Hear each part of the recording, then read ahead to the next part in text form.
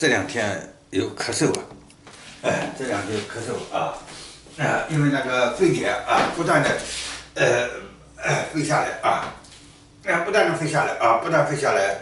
不断往下飞啊，就把那个把地表的那热量卷走了啊，所以这段时间就不热了啊，不热了啊，不热了啊，不热了以后，然后风哗卷的时候风的卷动引起了引起了受凉或者引起了咳嗽是那个飞碟旋转引起的飞碟在低空旋转引起的告诉有这么个征兆告诉这么个征兆知道了这个信息我接到了接到以后就感到那个像阳光照过来的温暖了这个信息就排除掉了